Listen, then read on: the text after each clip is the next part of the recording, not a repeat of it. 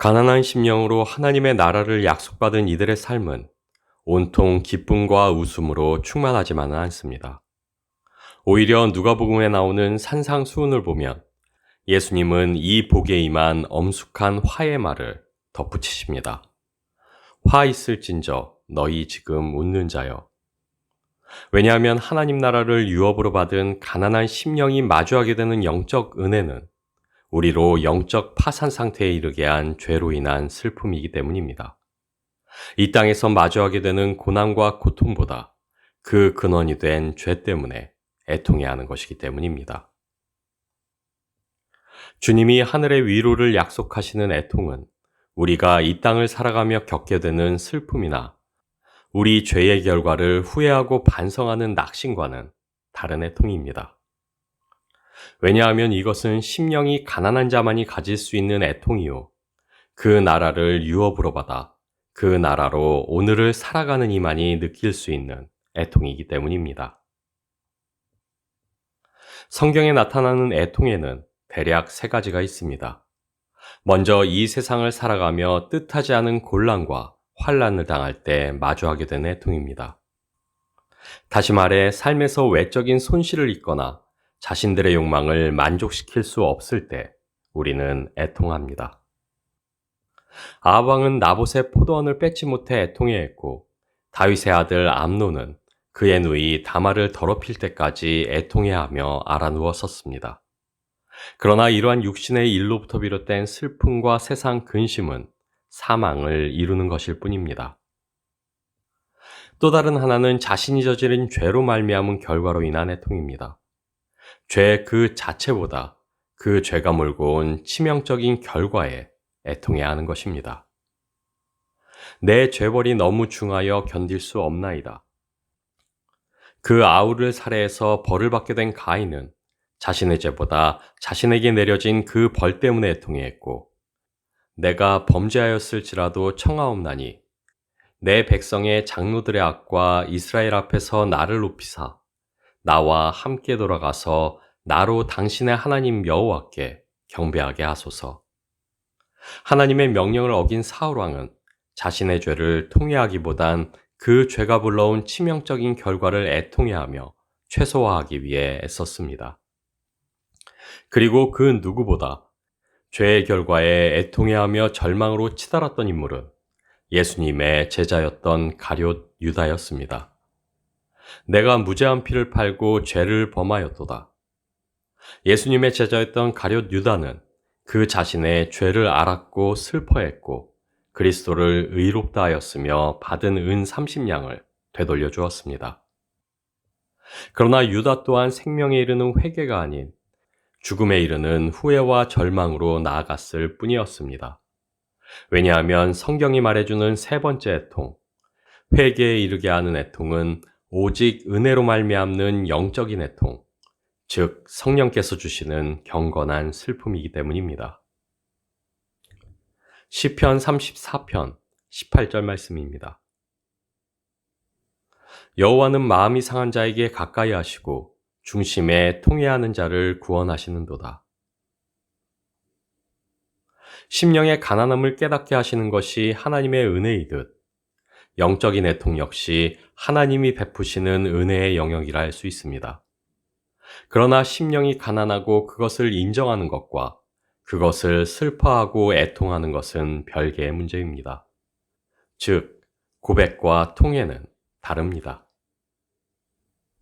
자신에게 기대할 것이 아무것도 없다는 것을 아는 가난한 심령으로 하나님 나라라는 복을 받은 우리입니다. 그리고 가난한 심령, 즉 자신의 영적 파산 상태를 알고 고백하는 자기 부인은 주님의 주되심에 순복하는 삶으로 이어져야만 합니다. 그러나 우리는 늘 이것에 실패합니다. 삶의 어려운 문제에 부딪혔을 때에야 우리는 스스로를 향한 기대와 열심을 내려놓고 주께 메어 달립니다. 참으로 교활하게도 어려운 고난에 직면할 때에만 주님은 비로소 나의 주님이십니다. 그리고 그러한 자신의 모습이 부끄럽고 실망스럽습니다. 자신의 영적 가난과 죄인됨을 인정하면서도 여전히 교활하고 가난하기만 한 자신이 슬프고 애통하여 마침내 죄를 미워하는 데까지 나아가는 것. 그것이 바로 성령이 이끄시는 영적 슬픔, 통회입니다. 야고보서 4장 9절에서 10절 말씀입니다. 슬퍼하며 애통하며 울지어다. 너희 웃음을 애통으로, 너희 즐거움을 근심으로 바꿀지어다. 주 앞에서 낮추라. 그리하면 주께서 너희를 높이시리라. 드러내고 내세울 수 있는 아무것도 없는 자임을 알고 오직 하나님의 자비와 긍휼을 구하는 가난한 심령으로 나아갈 때 하나님이 주시는 복은 그분의 나라입니다. 그분의 통치와 다스림입니다. 그러나 그 나라는 우리의 공로로 주어진 것이 아니요 오직 우리 주 예수 그리스도의 공로로 주어진 것입니다. 그렇게 그 나라를 허락받았음에도 불구하고 우리는 여전히 가난하고 가난하기만 한 우리 자신들이 애통합니다. 우리는 여전한 우리의 영적 파산 상태로 애통할 수는 있으나 그것으로부터 완전히 자유로울 수는 없습니다. 우리는 죄를 미워하여 통회할 수는 있으나 죄를 완전히 없이 하지는 못합니다. 주님이 다시 오사 우리의 아픔과 눈물을 깨끗이 씻어주실 그날까지 우리는 가난한 심령으로 인해 애통해하며 이 땅을 살아가야만 합니다. 왜냐하면 우리는 이 땅에서 주님의 고난에 동참하는 이들이기 때문이요. 그분의 슬픔을 함께 지고 걷는 이들이기 때문입니다. 우리에게 지워진 십자가는 단순히 우리를 향한 하나님의 사랑과 은혜만을 보게 하지 않습니다. 분명한 것은 우리의 십자가는 우리를 대신하여 주께서 짊어지신 우리의 죄의 무게 또한 보게 합니다. 하나님의 우리를 향한 은혜와 사랑으로 기뻐하고 감사함과 동시에 여전한 죄와 죽음으로 슬퍼하고 애통하게 하는 것이 또한 십자가입니다. 십자가를 지고 갈 것을 명령받은 우리는 그래서 우리 주 예수 그리스도로 말미암아 기뻐하고 그래서 여전한 우리의 죄성으로 또한 애통합니다. 가난하고 모렴치한 자들에게 주신 은혜, 그 나라를 소유했음에도 그 구원을 구원답게 하지 못하는 자신으로 애통하고 그 나라를 온전히 누리며 살아가지 못하는 스스로로 말미암아 애통합니다.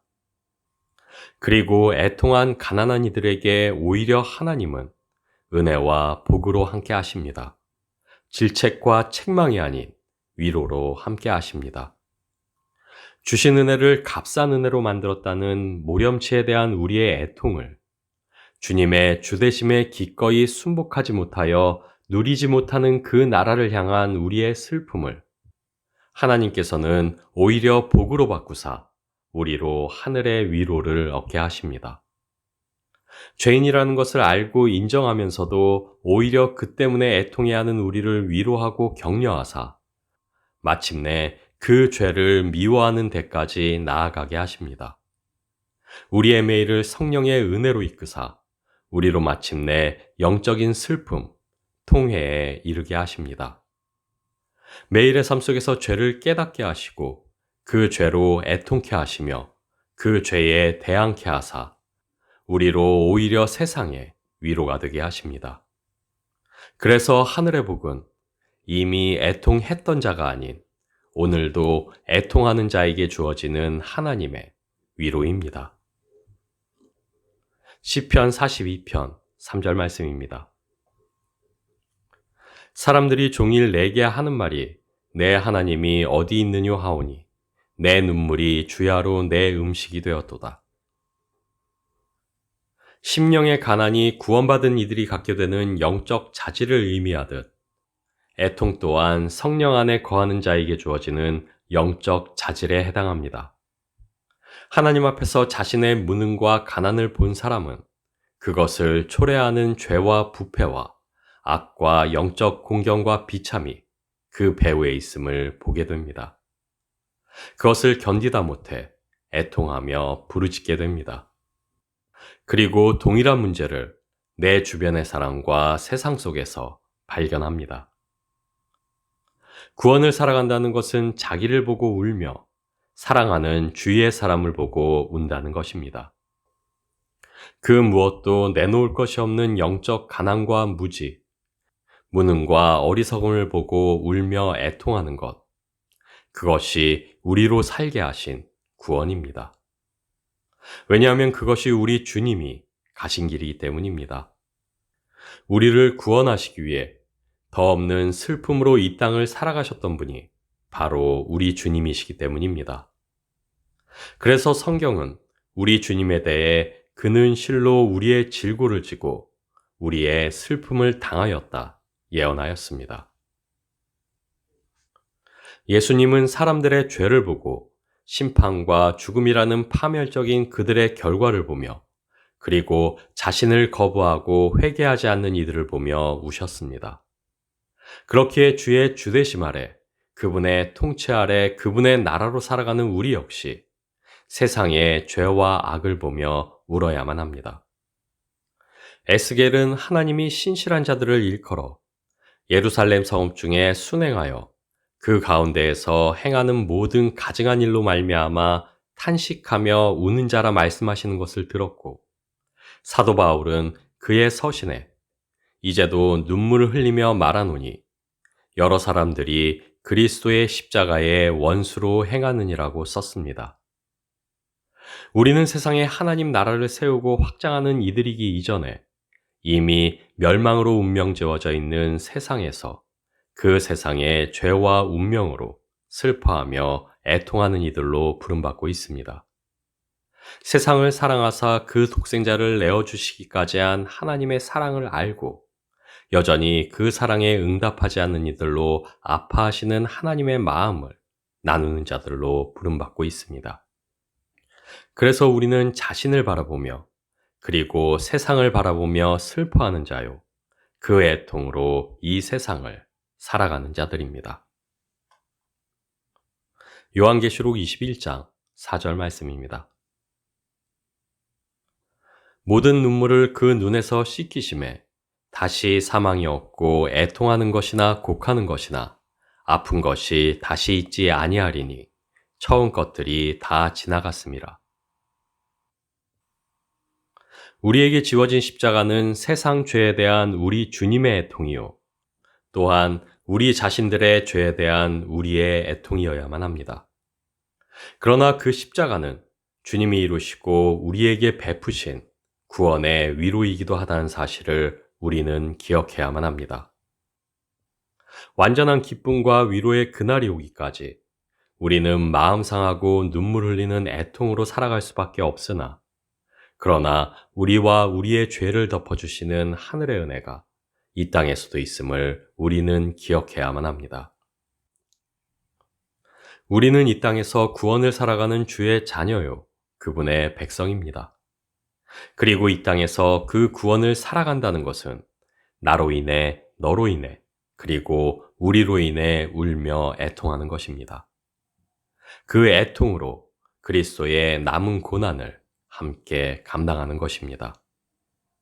주님이 다시 오사 우리 눈에 눈물을 씻기시고 완전한 위로를 주시기까지 그래서 우리는 잠시 맛보는 하늘의 위로를 의지하여 매일의 애통으로 이 땅을 살아가야만 합니다. 그리고 역설적이게도 그 사실이 우리로 세상을 진정으로 위로할 수 있는 복의 근원이 되게 합니다.